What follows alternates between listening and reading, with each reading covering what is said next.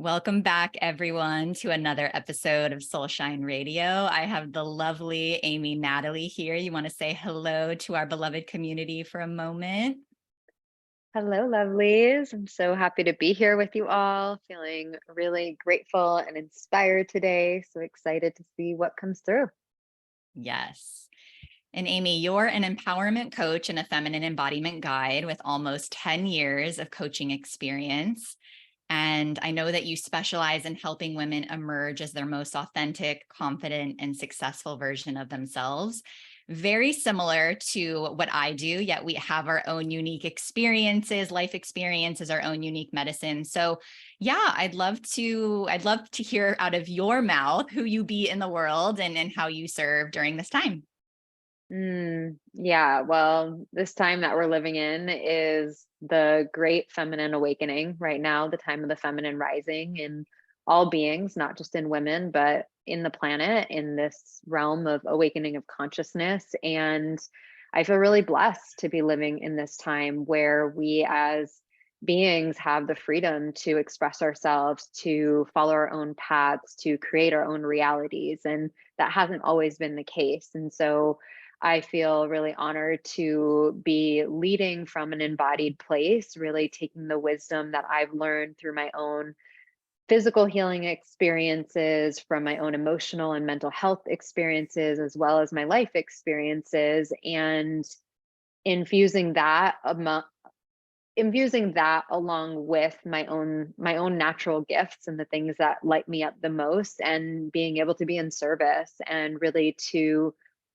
support women to find their own power, to find their own voice, to find their own expression, to be who they truly came here to be, not to be who everyone else and who the world wants them to be, which usually is a much more limited version, a much more fear-based, self-conscious, version of ourselves, and really where our light is not shining. And ultimately what that results in, and in my experience, is chronic health issues, chronic depression, chronic anxiety, chronic digestive issues, in my case chronic skin issues, because internally I was really struggling and I was out of alignment with my own soul and who I came here to be, and my life was reflecting that. I was in surface level relationships. I was not, I had a coaching business, but I wasn't successful. I was playing small. I wasn't like being seen. I was wearing clothes that didn't really represent who I was and didn't really have me feel like I was shining or like I was radiant. I wasn't really living a life of passion and where I was surrounded by inspiring people. I was really living this kind of dulled down version of myself because I was afraid of what other people would think, and I didn't really believe in myself. And so, yeah, this inner healing journey that I've been on has been really the catalyst and the inspiration for the work that I do with other women. And there is nothing more fulfilling or rewarding for me than watching other women transform right before my eyes. Like seeing the transformation, not just on a surface level where I don't know, maybe they make more money, or maybe they, like make these small shifts, but like deep transformation of who they are, and seeing that come to life is really what lights me up. Mm, yum. So many Mhm. synchronicities there. And, I feel like this is what service work is. It's like from that deep healing journey is like that the byproduct of that is the service work. And so whenever people ask me what their purpose is, I'm like, your purpose emerges as a byproduct of you saying yes. And that's what I'm hearing from you. So my question to you I love to ask this question. Was there like a huge catalyst moment where you were like, on the floor and just in deep surrender? Or was it like this slow whisper, this slow nudge where something wasn't right? Or maybe was it a combination of both for those listening that may not be quite there yet and just trying to just get a grasp of like, how do I listen to this? What do I do with this information? Yeah, super powerful question. And it was both for sure. I struggled for Years with both, yeah, my physical health, and then also at the time, and I was 25, I was married and I was living a really, beautiful life on the outside. We owned a house, we had a dog, we had all the things externally that one would want. And I was really struggling inside. I was really miserable. I was, constantly criticizing myself, but also feeling like, why can't I just be happy? Everything is, I've reached all these accolades that we're supposed to reach as human beings, and I'm still not happy. Like, what's wrong with me? And so, yeah, there was a big internal struggle within my marriage, within myself. There wasn't like fighting, or there wasn't anything toxic happening. It was just this like really deep knowing that the life that I was living, there was something off. And so I struggled with that for a long time. And I really love that you use the word surrender, because I did have a really deep surrender moment. And I actually have a tattoo on my body that says surrender, because since that moment, there have been many opportunities for Mhm. me to surrender. And for me, what surrender is like letting go of control. It is really believing that there is a greater plan, that there is a higher power, and that I'm being guided, and really surrendering my own fears, surrendering my own plan, or this like control that I have of how I think things should be, and really opening to the divine, opening to greater wisdom. And so, sitting in my bathtub, sobbing, feeling, exhausted, like so tired of my own bullshit, like so tired of complaining, so tired of feeling stuck, so tired of having these negative thoughts, this depression, like just so exhausted. And I had really exhausted all of my options. I had been to therapists, I had, read all the books, the podcasts, I had been doing all these things. And it really was this moment where I was sitting in the bathtub. It was the first time I ever prayed. It was the first time where I ever was like, okay, like I I can't keep going like this anymore. Like something has to change and I need help. And I'm here and I'm ready for help. Like, please show me the signs. Please show me the way. And I wouldn't say overnight things changed, but very quickly I started to see signs and synchronicities. At that time, I had started meditating on a regular basis, and that was out of necessity. Like I had meditated before, but never consistently. And I had done yoga before, but never consistently. And there I was, like, in this place where I'm waking up at 4:30 a.m. with anxiety. My heart's like beating out of my chest, feeling so confused and so lost and so overwhelmed. But I'm like, well, I guess I'm going to go meditate. So from that place, really starting to hear my inner voice get louder and really listening, like truly listening. I had known my truth for a long time, but I was denying it, and I wasn't actually listening or taking action on that truth, which is why I was feeling so stuck. Yeah. Yeah. And mine is a completely different life experience, but the same resonance, the same feeling. And that's what I love asking this question, these questions of like, when was it? How did it feel? Like, do you remember that? Was it like this catapulting moment, or was it the slow drip? And usually it is both, because we don't listen, right? It's like, okay, this is louder. And then it's like usually a debilitating puddle on the floor, sobbing in the bath, like deep rooted anxiety, depression, whatever else. That is, then that's it. It's right. Like it's that rock bottom before the spiritual awakening happens. And it's the same for everyone. And my wish and prayer for the world is to support humanity in not waiting till it gets that rock bottom, because I always say, like, once we have the momentum of the divine, right, supporting us, like it's so much harder to start anything. The first step is always the hardest, because we have the whole weight of like inertia of just stuckness just holding us back.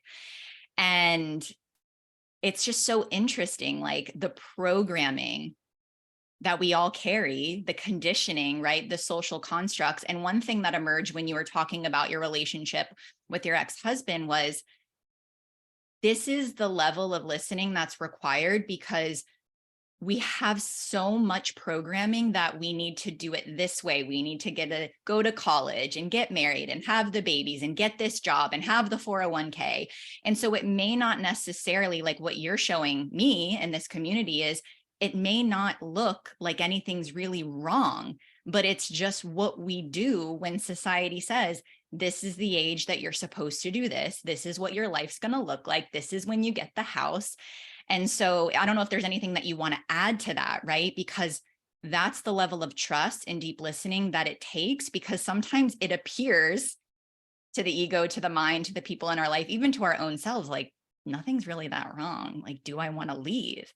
And kudos to you for listening, because so many people continue to stay stuck in that perpetual hamster wheel. So I'll bring it back over to you if there's anything you want to add to that. Yeah. I mean, it is easy to settle, quote unquote, easy in your comfort zone and to stay in your comfort zone. But the only thing more painful than staying in your comfort zone is leaving, is making that leap. And that's, I guess I would say that's the only thing that's more scary. In time, the pain of staying in a situation that's out of alignment with your soul, unless you're like numbing out all the time, like with food, which I was doing, or with alcohol or with drugs or whatever, like you might be able to sustain that for a little bit longer, but that voice is just going to keep getting louder. And eventually that voice of like, you're not listening is going to get louder than the fear of taking action, right? And everyone's timeline of how long they're in that space is different. And it's interesting that you shared like your prayers for people to not get to that place. And in some ways and Rebecca Campbell, who's one of my favorite authors, she talks about in her book Light is the New Black, she has a whole poem, and it's one of my favorites, where it's like, I pray that you hit rock bottom so that you crack open and let the light shine through. And this is how we grow as souls, through these deeper, darker experiences where we question everything, where we have to go through these ego deaths. And like, I wish that it didn't have to be that way. Similar to you, I'm like, yeah, let's like have the tools and use all the resources, and like, let's not get there. And can we actually like embrace those messy bits and embrace that darkness, because it does illuminate so much for us? And can we learn how to like traverse the darkness with more grace and more ease? And can we do that faster so that we don't stay stuck there? Like, that's the work that I'm looking at with what I like to call emotional alchemy and embodiment work, is like, okay, yeah, life is going to bring up triggers. It's going to bring up intensity. It's going to bring up trauma. It's going to bring all these things. And it's like, how can we be with that from an empowered place versus letting it take over and us kind of be a victim to our emotions or a victim to our circumstances? It's like, let's be empowered in this experience that life is, which is not always butterflies and rainbows. No matter how much work you've done, there's always more lessons that life will like kind of slap you on the ass with. Love that. Slap you on the ass with. Yeah. And this is the refinement of this conversation that I love, because what you're speaking to is this, to me, it's the suffering of the comfort. Like the comfort and the resistance is what creates the suffering.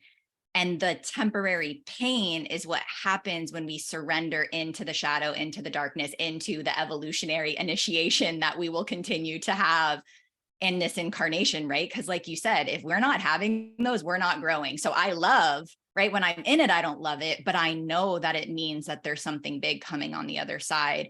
And that surrender piece that's tattooed on you, right? As that reminder is like, yes, it's painful to make the shift. Yes, it's uncomfortable to hurt somebody, right? Like an ex, like a partner, or right now I'm moving and I'm so excited. And there's parts of me that are dying, that are like grieving this life that I used to live. And the emotions that I'm feeling right now of like, this is who I was. Like, I will never be the same person when I make this jump. And I'm excited and also equally scared shitless. And can I, like you said, welcome that and get curious about that and give myself grace when I'm still in the bath for 5 hours crying and questioning this decision. And so this is where I know our work is very similar, right? It's in the wholeness piece. It's in the acceptance. It's in the surrender, which I believe opens us up and alleviates that resistance to, yes, you're going to feel pain. Of course, that's what it means to be a human. They're here to guide us. And then what do we do with that pain? So that is what I'm hearing from you. And this is what I feel I didn't understand. I'm curious to know if you understood it, because we're modeled, right? When you have the house and when you have the money, when you have the family, you're going to feel different. And we see this in Hollywood all the time. People who have quote unquote everything. And what happens? Depression, anxiety, suicide, divorce, right? Like, I love that the public is starting, right, to be more vocal about, I literally have it all on paper and I still don't feel whole. I still don't love myself. And I would love to segue into being seen and visible, because this is why I started the podcast. This is why it's that same piece of like the pain of posting something and I see you, which you should follow, Amy. What's your Instagram handle again? It's at Amy Natalie Co. I'm like all fired up over here. I'm like, go follow Amy, because I think you just posted something recently about imposter syndrome when you were interviewing someone on a podcast, as my plumeria just fell from my walk. And when you share pieces of you, like, you know, now you're talking more about the dark feminine and just sharing yourself, moving your body publicly online. I remember the first time I shared an embodiment reel, I was like empowered and I did it. And then I was like, and then like, who's going to see that? And what are people going to think? And then over time, as I moved the energy and I felt, and I was like, what's the worst thing that could happen? And then I'm like, I'm free because I'm not hiding anymore. Like, this is me.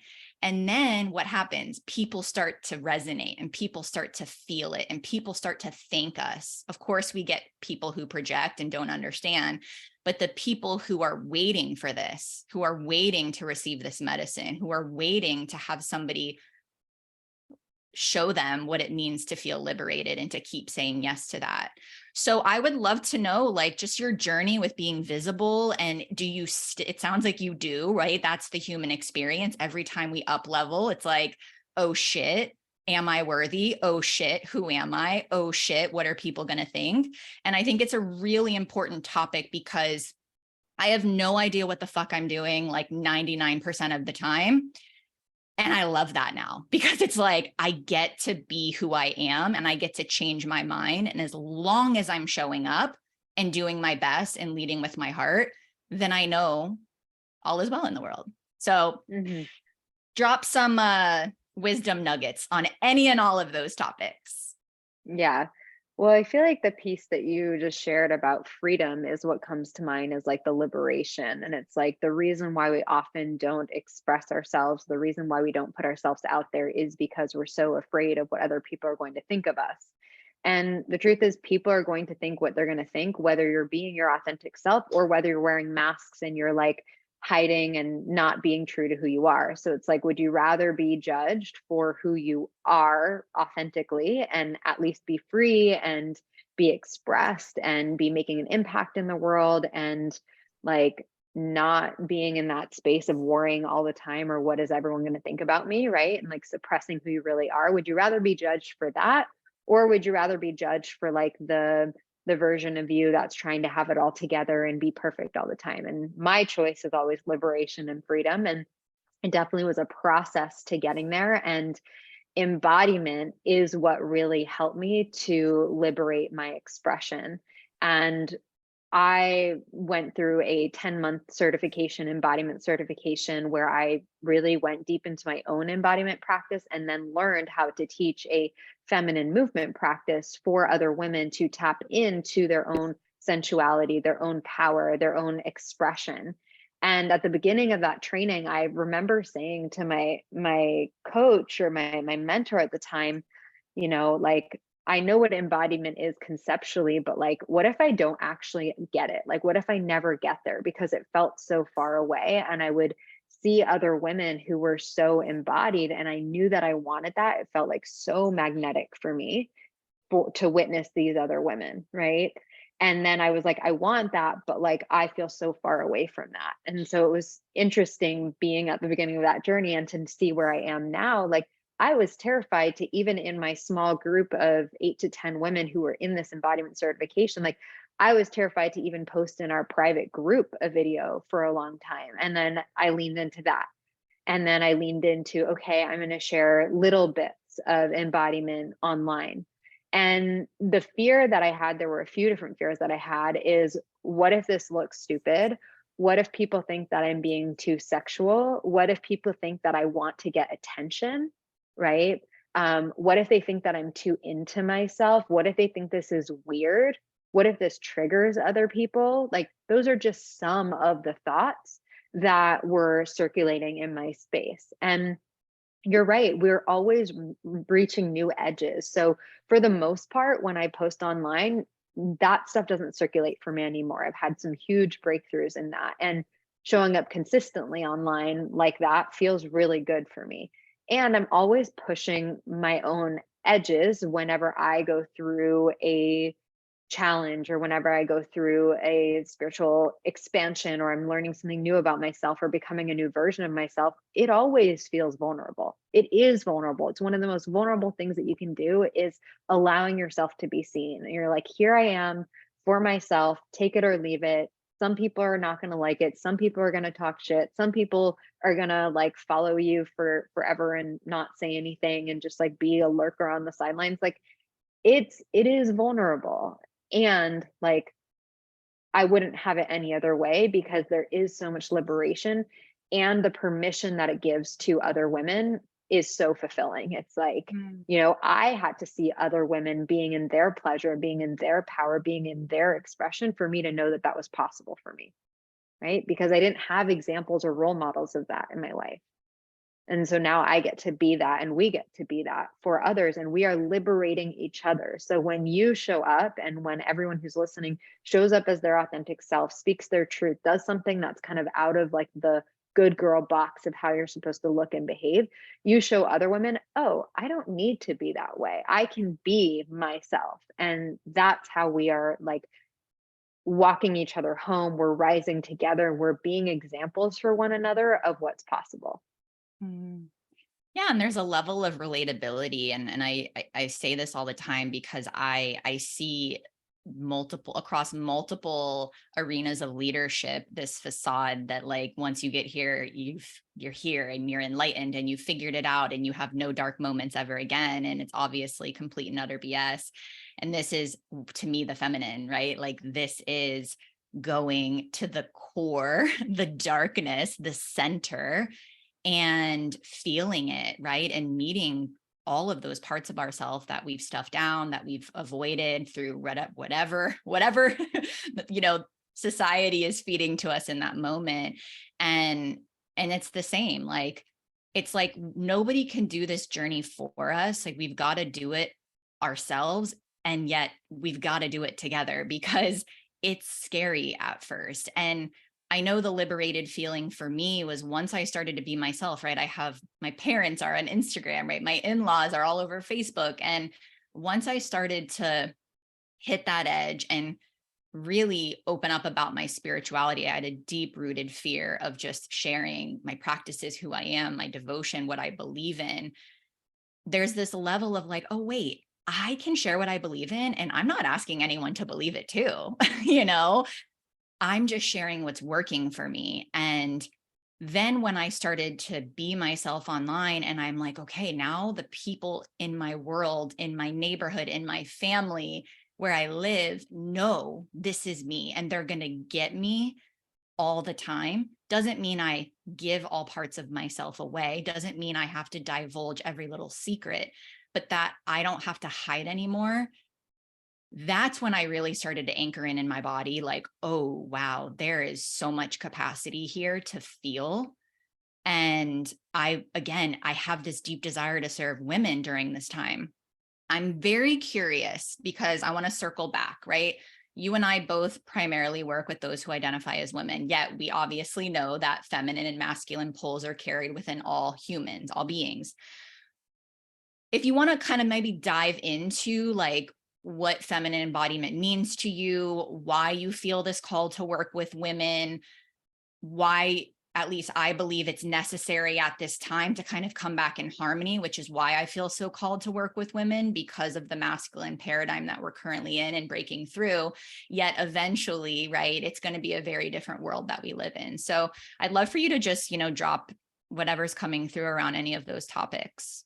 Yeah. Well, I'm currently writing a book on this, so there's like a whole body of work that like is here, and it's one of my favorite topics to talk about. And yeah, I think as you mentioned, like we've been living in a highly patriarchal masculine paradigm for so long, and the feminine has been starving. It's been suppressed, it has been repressed, and it is resulting in chronic health and mental health issues, physical health issues, like I mentioned earlier. And like the essence of the feminine is aliveness, it's radiance, it's truth, it's intuition, it's flow. And we've been missing a lot of that. We've been missing even our cyclical nature as feminine beings, where we've been so linear, trying to get to the next goal, doing, overachieving, overgiving, and we forgot about this necessity for rest, for recovery, for nourishment, right? And so we're being called back to this in a big way, not just on an individual and a collective level, but like our planet is calling us back to coming into right way, coming into a new way of being. And one of the reasons why I love working with women so much is because like when we are in our essence, when we're in our radiance, when we're being our authentic self, it really is activating, not just for women but also for men.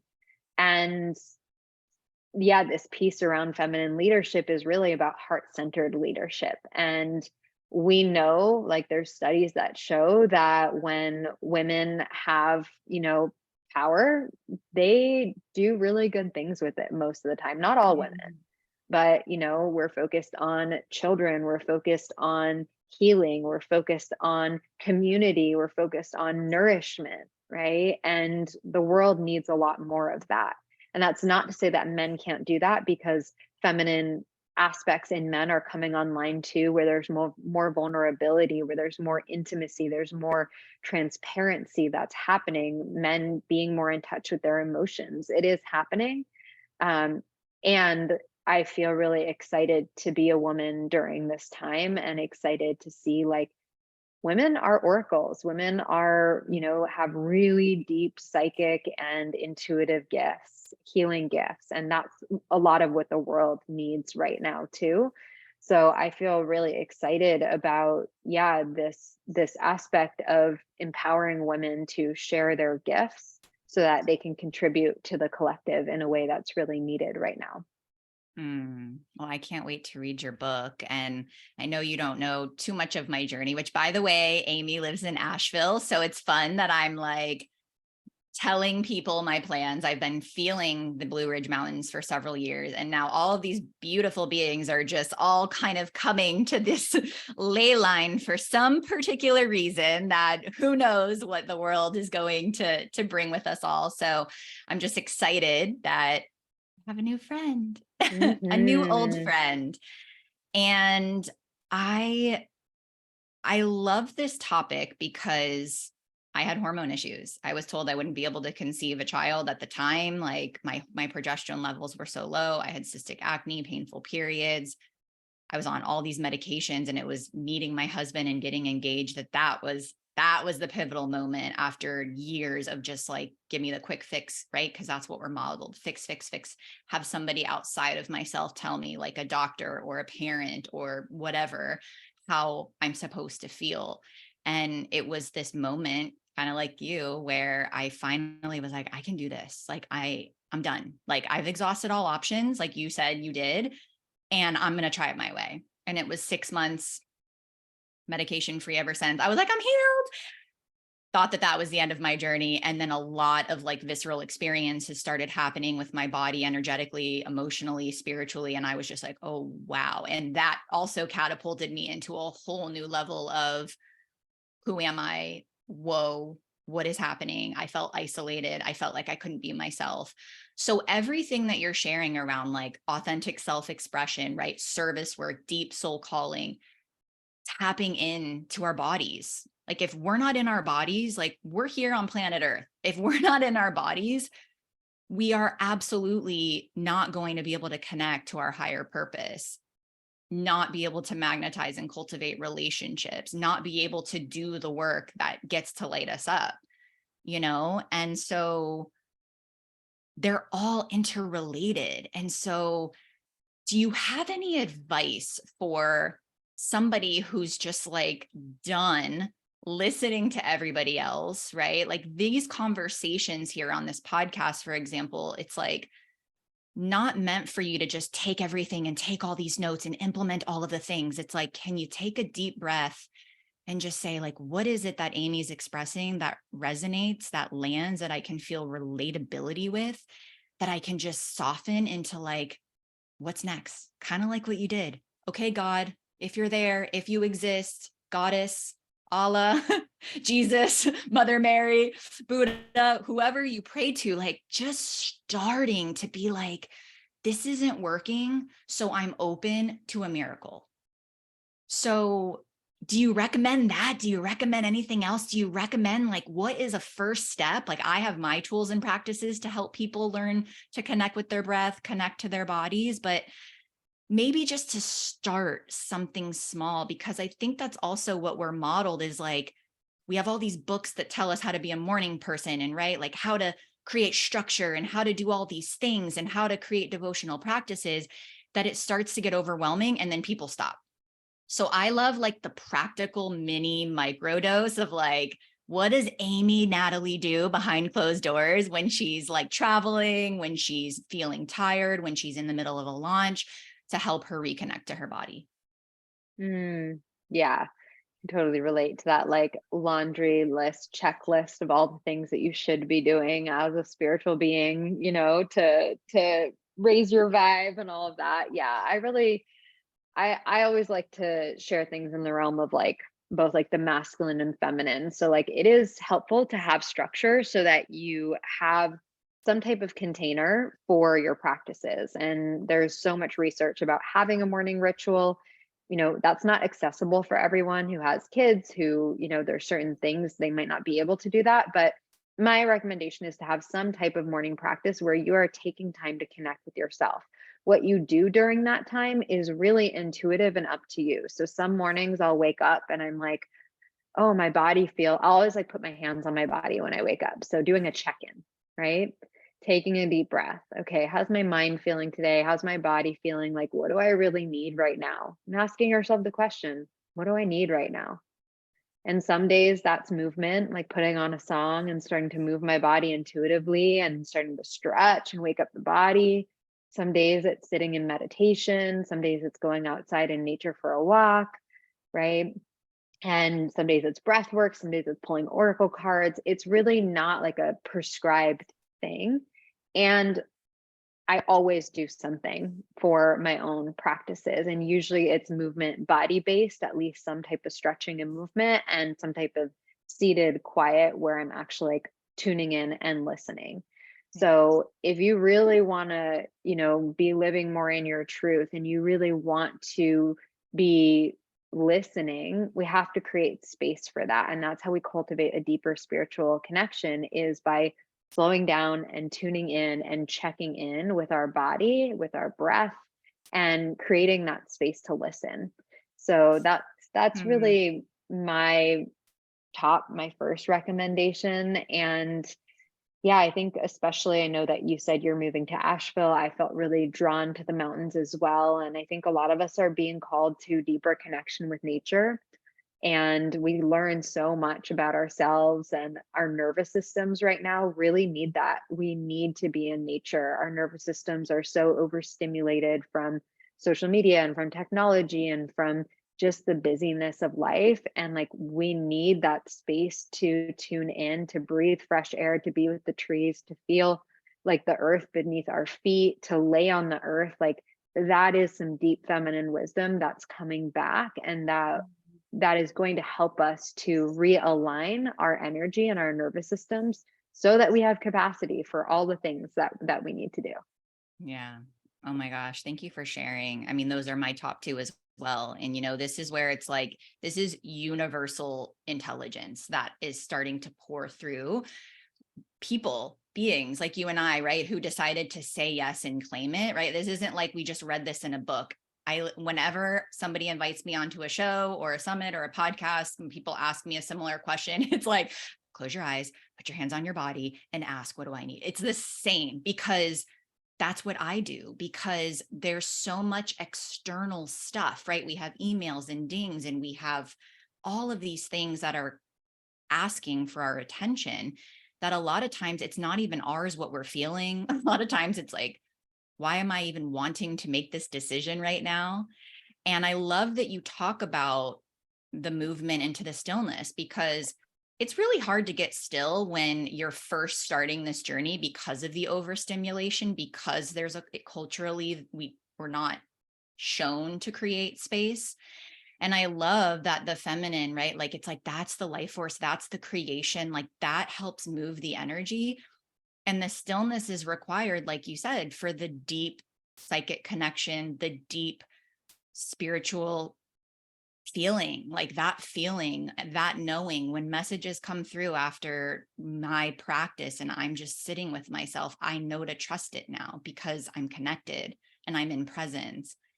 And when I'm in presence, I know that it's true. And that's just like a muscle to flex and to practice. So Amy and I, right, we've crossed paths in various ways, but we are not intimately connected yet with each other's worlds and body of work, yet this is the same. So trust that, like, just ask the question and then start small, right? Like, we're not asking you to do this huge devotional practice, but the more that you can create the sacredness throughout your day. Just before this, I went outside, I took my shoes off, I did a little walking meditation because I was on my computer before this.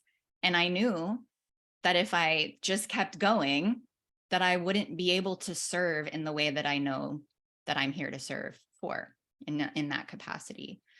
So I just think it's always really fun when there's these universal messages of like going back to the cycles and seasons, the rhythms of our bodies, the rhythms of this planet, the rhythms of the cosmos. There's a reason why everything's cyclical. And for me, it was through my hormone journey. Like, I started cycle syncing because literally I was like, well, I'm going to figure out how to do this on my own. And I just read every book there was on understanding my cycle. And then it opened up a whole can of worms of indigenous cultures and what women have been doing and gathering for since the beginning of time to connect, to listen in. And then, like you said, to be the divine in action once we're in that space. So I would love to know what do you got cooking up in your world? I think you said you're in the middle of launching something related to soul calling, perhaps. Do you want to share with our community a little bit more about that?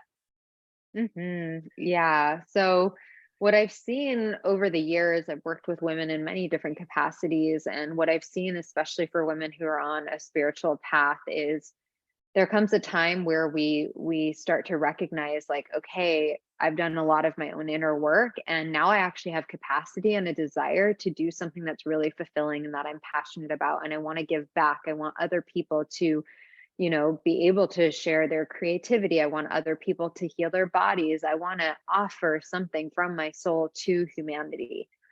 And the journey to getting clear on that is one piece. It's like, oh, I'm passionate about all these things, but then, like, how do I get clear on what that looks like and how to move forward? And the second piece of that is, even if you're clear, whenever you're stepping into your purpose, all of your inner child wounds are going to come to the surface. All of your subconscious fears, fear of rejection, fear of abandonment, fear of being unworthy, being unlovable, all of these deeper fears are going to come to the surface because you're stepping out of your comfort zone. You're putting yourself out there. You're starting something new. Of course, these things are going to come up. And that is what I like. It's like an advanced spiritual development course to start your own business or to be an entrepreneur. It's like, we're really being asked to go deeper into our own healing to be in service. And so it not only helps us to grow and evolve, but then we're also showing up for others. So yeah, I feel like right now there are so many women on the planet who are ready to share their spiritual gifts, and they feel like they're getting in their own way. And that's really what Soul Calling Accelerator, which is my 12-week group coaching program, that's what it's designed to do. We do deep energetic work, deep mindset work, deep soul work, and then also the business and practical strategy of, okay, what are the actual steps that I need to take to get clear? What are the action steps that I need to take to put myself out there? So it's a really holistic program. And I like to say, like, my embodiment of my masculine and feminine comes out in my programs. I'm, very nurturing and compassionate and loving, but I'm also very direct and organized, and will hold you accountable to what you say that your vision is. So that Soul Calling Accelerator starting in May, and Yes. there's 12 spots. There's already some women who have joined, and it's really intimate, beautiful, personal growth container. And that's what we have coming up. I love that. We'll definitely make sure we put that in the show notes. And again, like, my next level of my work was birthed after taking so many women through the embodiment piece. Like, for me, it was really teaching people how to feel again, teaching women like how to connect, how to feel, how to tap into their energy bodies, how to open up to their gifts, how to open up, how to connect with source. Right. And what happens is, once all that density is cleared, then it's like, ooh, what do I get to like bring into form? I never thought I would actually be supporting women and starting businesses. I've never felt that call. But now that I'm here, and now that I'm in this space where women are coming to me, I'm like, okay, I see it now.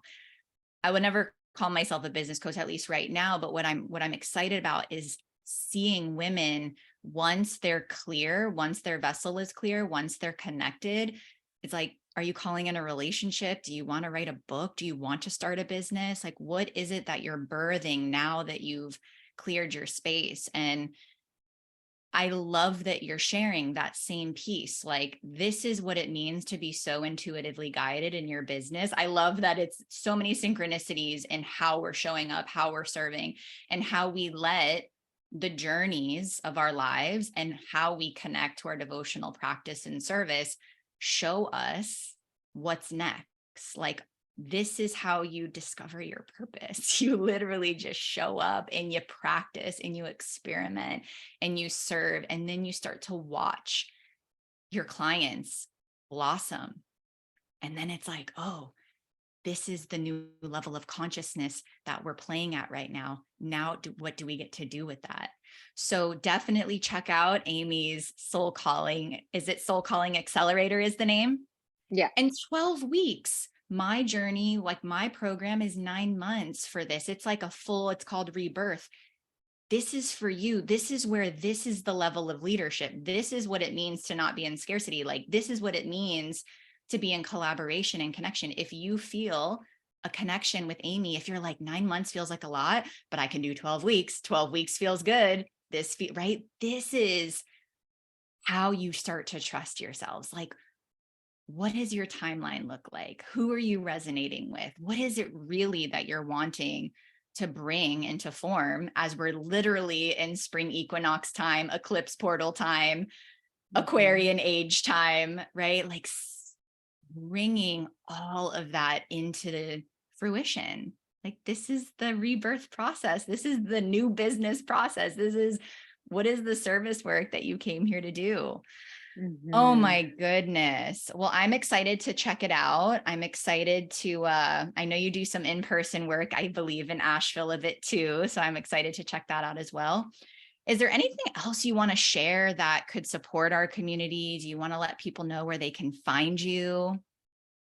Yeah, I mean, the best resource I can offer is the Feminine Frequency podcast. It's got, 3 years worth of my work and having incredible guests on, deep, beautiful spiritual conversations. Women who listen reach out all the time, sharing like they're having, transformations by tuning in to the podcast. So please head on over to the podcast. That's a really great place to start. And then when you're over there, I also have a free morning ritual. So today I talked about like tapping into the body, tapping into the breath, sitting still and listening. I have a guided morning ritual. I can send you the link for that too. Perfect. So if you want, some guidance on where to go with your morning ritual, it's a beautiful practice that I created for you. So I'd love to share that. Beautiful. Yeah. So we'll drop in the show notes all the ways to connect with beautiful Amy. Thank you so much for your light, for your courage, for your vulnerability. and for, just showing up as your authentic self and giving others permission to do the same. I appreciate Mm, you. thank you. I appreciate you too. All right, lovies. We will catch you for another episode of Soulshine Radio next week. Blessings.